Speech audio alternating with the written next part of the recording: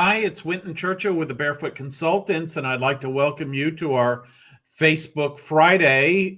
Today, we're going to be talking about what to do when you get that first job. I've lived through a lot of freelancers, baby boomer freelancers, 50 plus freelancers getting that first job. And after all the preparation and going through the process, it can be terrifying to get that first job. And what we want to talk about today is some of the ways that you can minimize that terror, because it doesn't have to be a terror kind of situation. That's an important aspect of that. There are a number of things in your control that can help minimize that. And one of the things I'd like to do is welcome our people that are listening to this on the playback version of this. We have about 95% of our listeners do listen to the recording. And I just want to mention that we go into the chat window and we'll continue answering questions. So if you have a question, be sure and drop it in the chat window, and I'd be happy to answer that directly. Or if it's a little more complex, I'm happy to answer it on this call. So any question that you have, feel free to pop in there. So that's a good thing.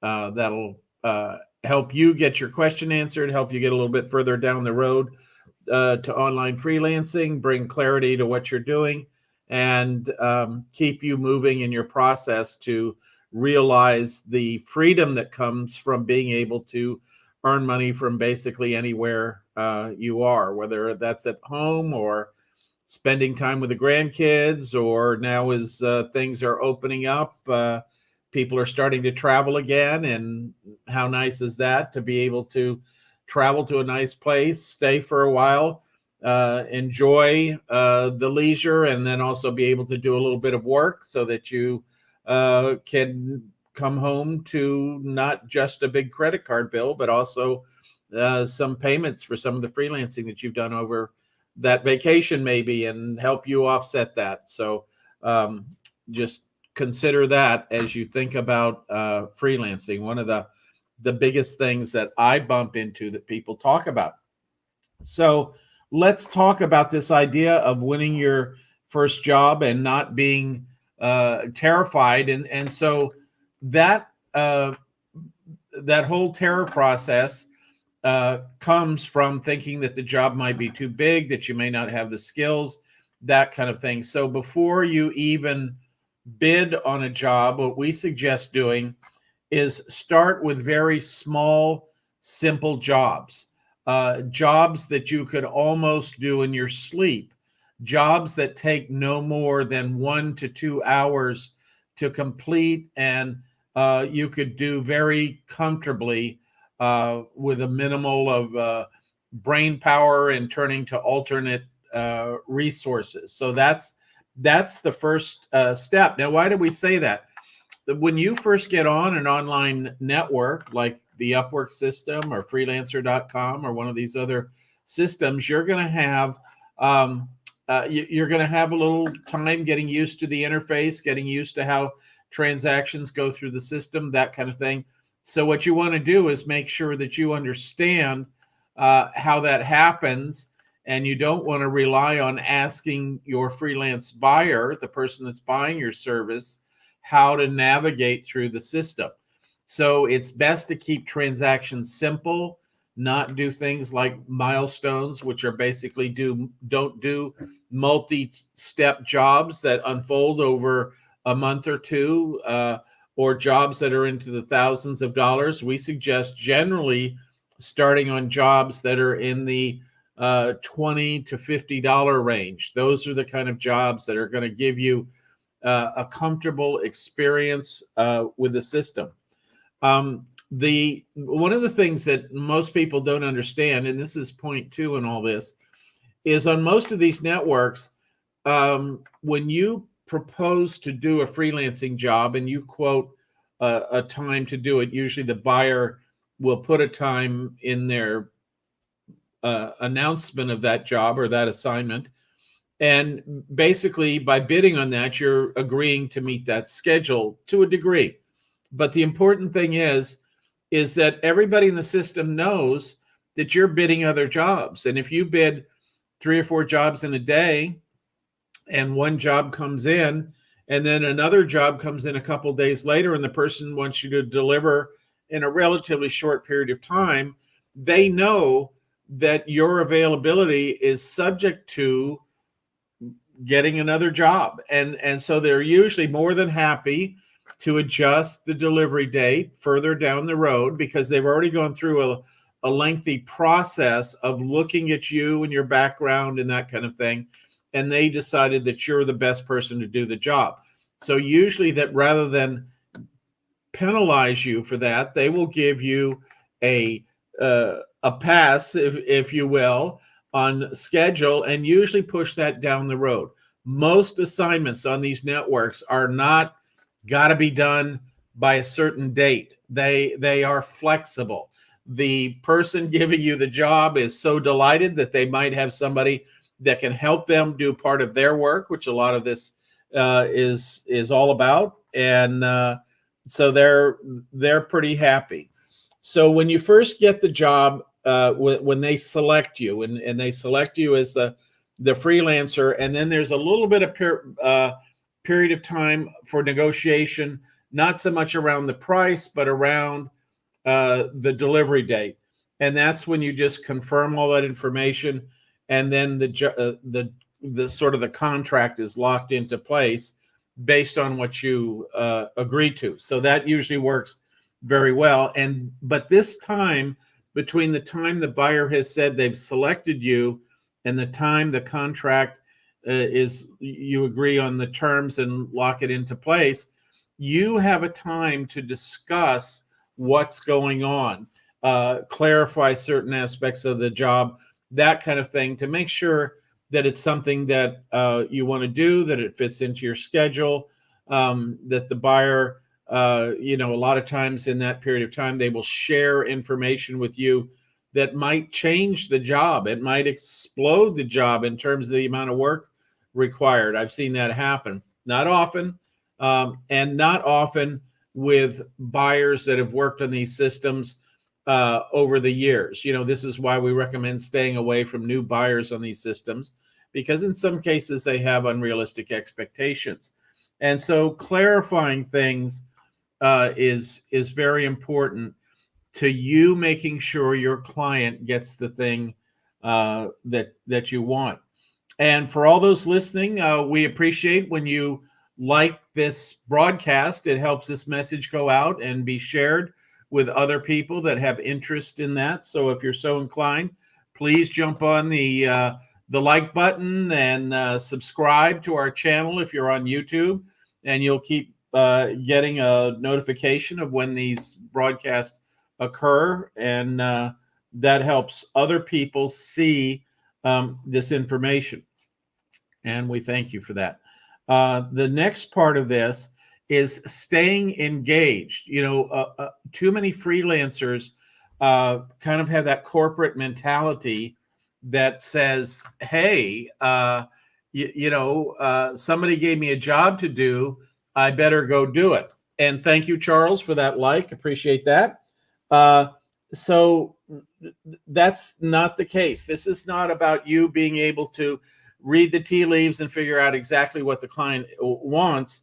This is about you staying engaged with the client over the period that you're delivering the job. And this is one of the secrets to getting good ratings. I worked with somebody recently who had a bad situation where they were asked to write an article. They wrote the article and delivered it on the due date. And the buyer said, that's not really what I wanted at all.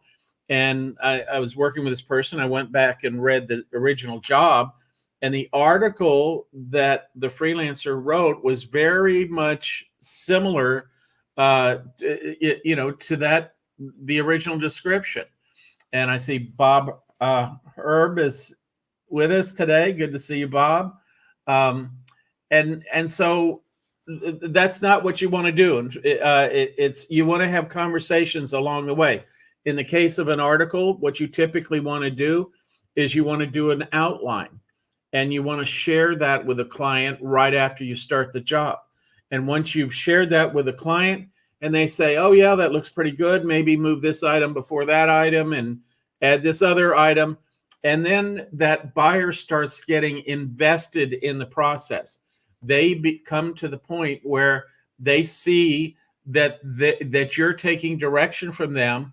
And frankly, a lot of times buyers forget to put in all the things that they want to see in an article or whatever the job might be. So you want to stay engaged. You want to give them that first outline, and then maybe a day or two later, you want to give them a first draft of the opening and closing of the article.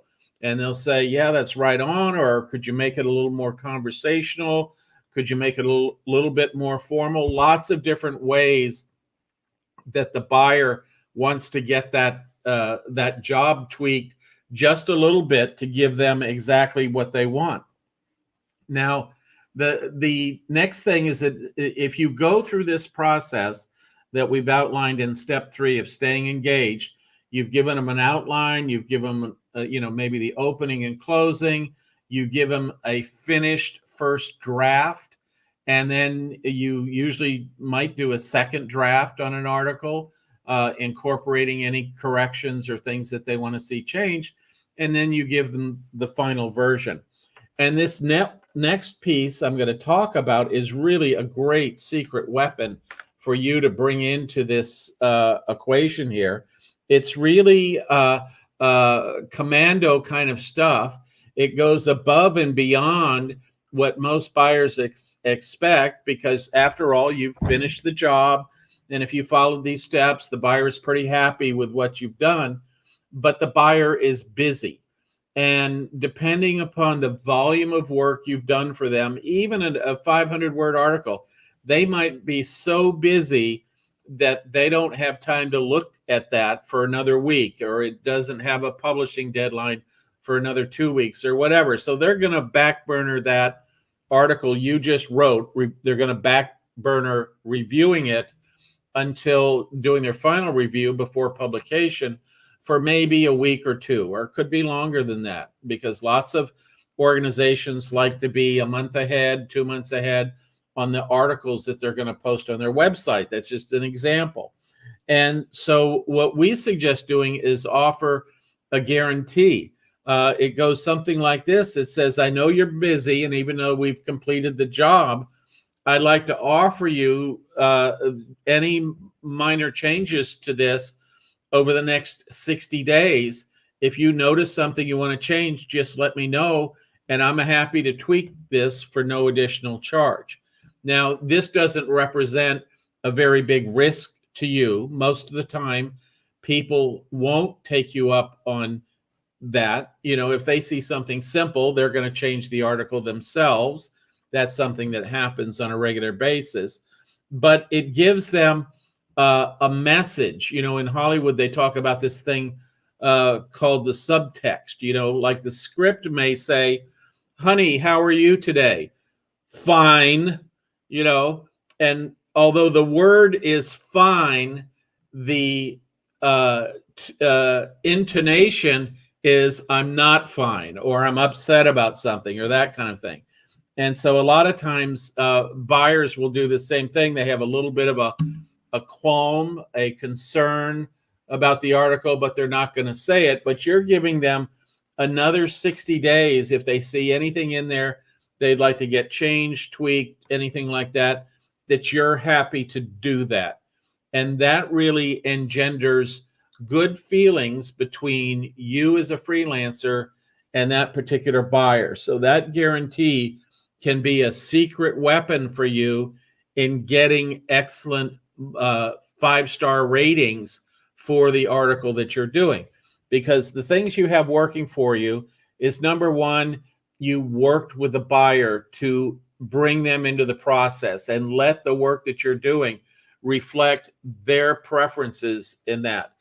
And then, even though the terms of service say that once you deliver it, once you close the job, and once you're paid, that's it, and what you're saying is, I'm willing to go a little bit above and beyond that whole thing. And so you're giving this guarantee. And how does that make us feel? How would you feel if you asked somebody to write an article, you paid them a couple $100 to write the article, and you're just so busy that you don't get a chance to read it? You go back and read it a week or two down the road, and you say, this paragraph is really not quite right. What I'd like to say in this is more like this. And you're able to contact that person. You're able to sort of drop it on their desk and say, after I've reflected on this, I'd like to see this piece changed. And you say, sure, no problem, easy peasy. They feel great. They don't have to go through recontracting with you.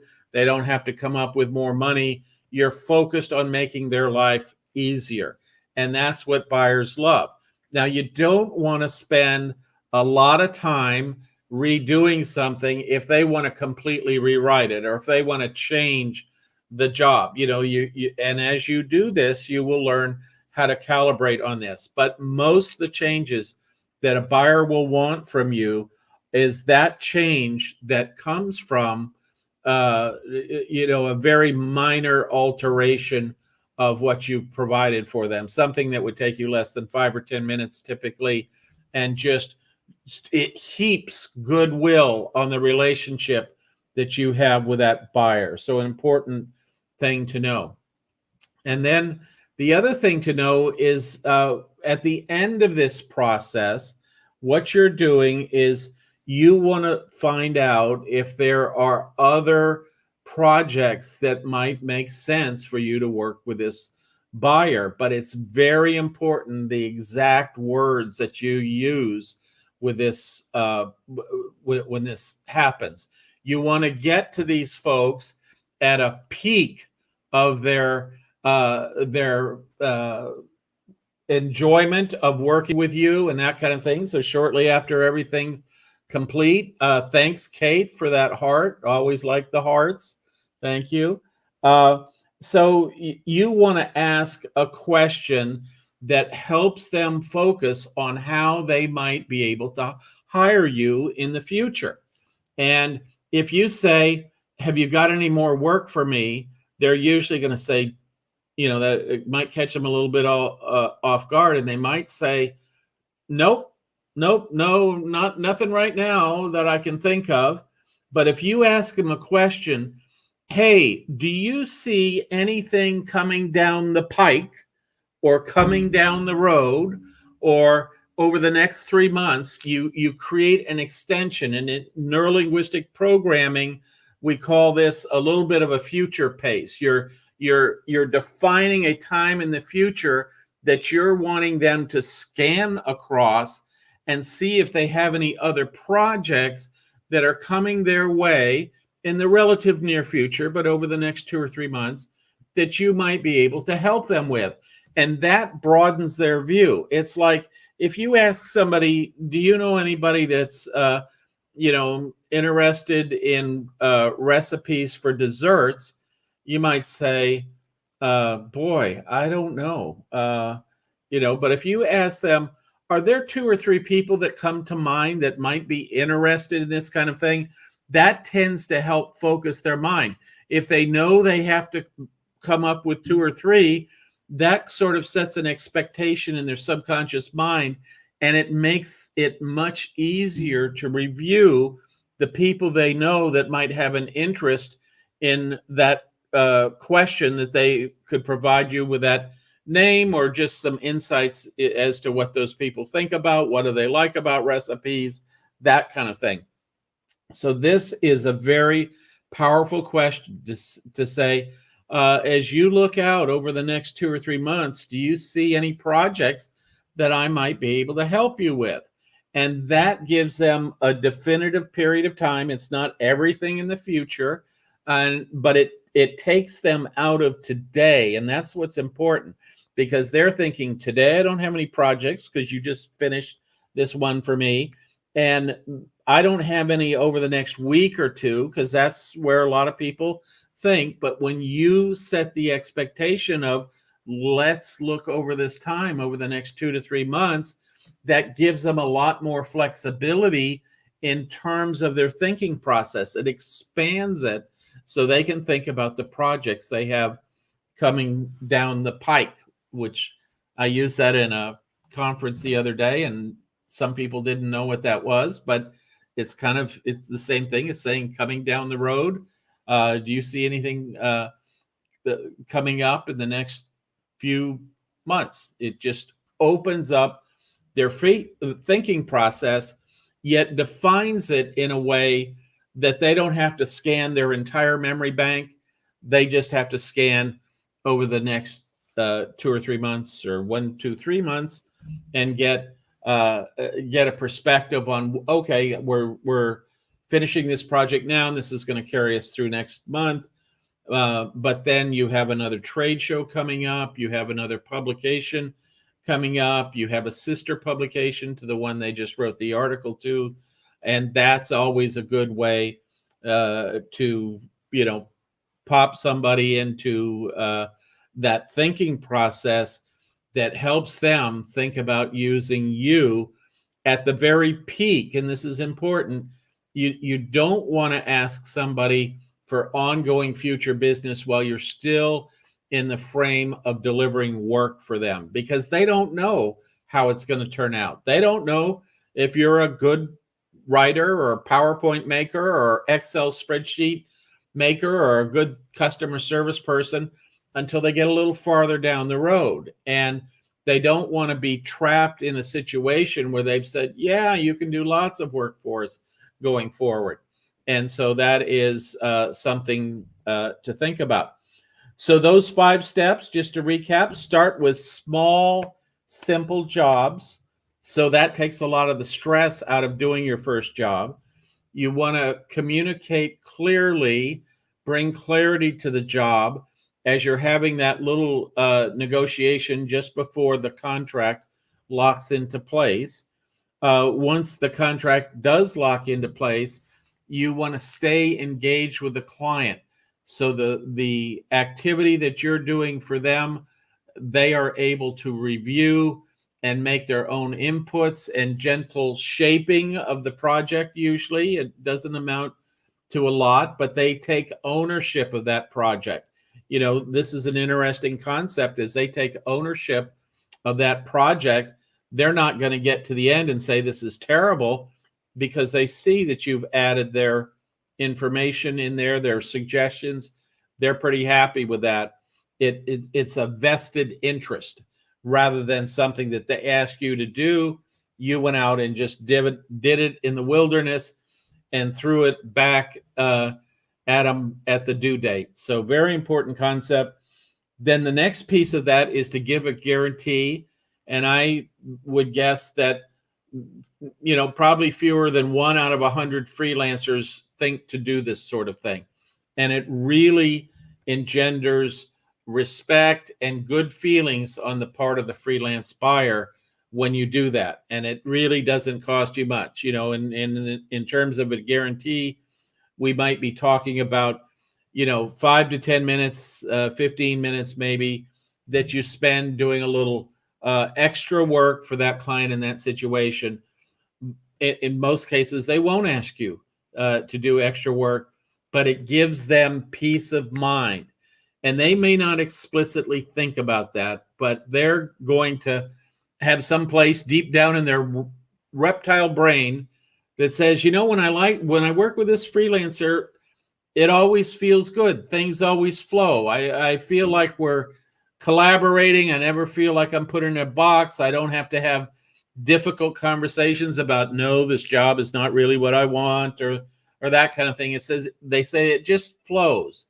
And that's what we're going for. And then the final piece is ask if they have any business coming down the pike or the road, or whatever word that feels comfortable for you, that might be an opportunity for you to work together again with them. And that helps them, not think about today. It helps them get a little further out. We like to set the frame. We like to say over the next 2 or 3 months, or over the next 6 months, or over the next year. You can use different frames depending upon what you've learned from your conversations, emails, chats with your client. about what their planning horizon is. And you may hear from somebody that, oh yeah, we put out a newsletter every month and we need 3 articles for that newsletter. So you already know that although they ask you to write 1 article, that they're buying 36 articles a year. And organizations like that love to go out and contract with a freelance writer and say, will you do 18 of those articles over the next year? We like what you've written here, and we'd like to continue working with you. So that's the kind of thing that really puts a glow on the relationship. And when there's that glow is the best time to understand what the possibilities are coming down the road. And so happy to take any questions you might have. I've got I see John in there and Charles and Bob, and so any questions you have or anybody else that's on the line. I see Kate's out there as well, so happy to answer any of those questions either during this session or afterwards in the recording when the chat area is still open and we look at those. And if you are listening to the replay of this, we're happy to put that in as well. So everybody's getting ready for a big 4th of July weekend as we speak. It's going to be interesting. This is one of the first real post, I guess you'd call it a post-pandemic kind of a holiday. Lots of plans for getting out and maybe doing things that you haven't done in quite a while. And, the whole frame of freedom comes to mind.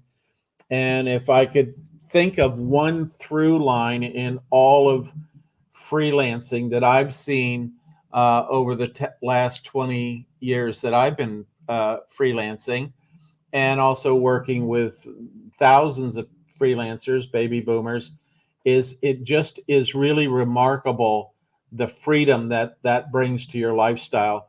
And it's funny right now that we're seeing this happen. A lot of people that were employees got sent home for the pandemic.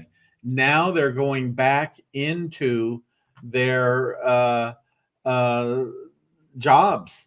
And there's this phenomenon, I forget who came up with it, but it's called something like the Great Resignation. But a fair number of people are going back to their jobs and they're saying, I'm not going to put up with this anymore. I'm not going to be doing this anymore. And that's very interesting that, once people have had that taste of what it's like to work from home, to wear comfortable clothes, to set your own schedule, to not have to drive a half hour each way back and forth to work, not having to do all the wardrobe calculations.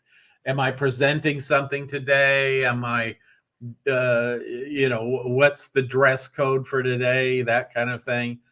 In many cases, people have an extra vehicle just so somebody can commute to work.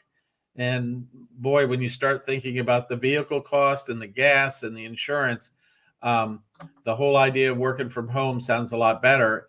And everybody got a taste of working from home now.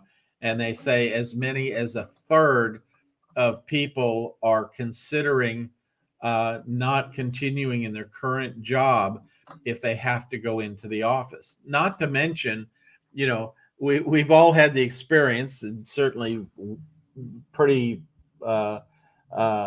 unfortunate in this past year, but how many years have you worked in an office over the flu season? And sure enough, somebody gets the flu, but comes to work because they think it's the right thing to do. And they're at work, and then pretty soon a couple other people have it. And then pretty soon a few more people have it, and it kind of goes around the office, One of the things we've learned a lot more about in this pandemic is that kind of stuff. And how do people get infected? What things make a difference? What medications make a difference in reducing virus situations and that kind of thing? and lots of good reasons to work at home. If you can, I talked to somebody recently who's going back to work, and they do have to go back 1 day a week, but their organization is doing this 1 day a week go back, and then you have 4 times less to catch something when you're able to work remotely 4 days a week. But gradually what's happening is some will go back to 2 days a week, 3 days a week. Some will go back to 5 days a week. Some will go back to 6 days a week. And so there's a lot to consider. Do I want to do that kind of work? Do I want to be in somebody else's place with a bunch of other people who I could catch something from? And for many of us, the answer is, given the opportunity to work from home, to not have to commute, to work on our own schedule, to dress in comfortable clothes, to eat on a schedule that makes sense for us, to block out time so you can spend days doing your favorite thing, and then maybe spend days doing your working thing. One recent survey that came out said that the average person that was employed and working in an office full time says now that working from home gives them between 2.5 and 3 hours more in their day than all the things that go along with commuting in the office. So food for thought. So with that, I'd like to wish everybody a happy 4th of July. For all of our Canadian folks, we'd like to wish you a belated by one day Canada Day. We have lots of Canadians in our programs, and it's always fun. And we look forward to seeing you next Friday. If you're in one of our programs, we'll see you again on Tuesday night. And of course, you have our private Facebook group that you have access to, and there'll be a number of us in there over the weekend and that kind of thing. So if you got a question, happy to answer that. So have a great holiday if you do, and we look forward to seeing you again soon. Take care.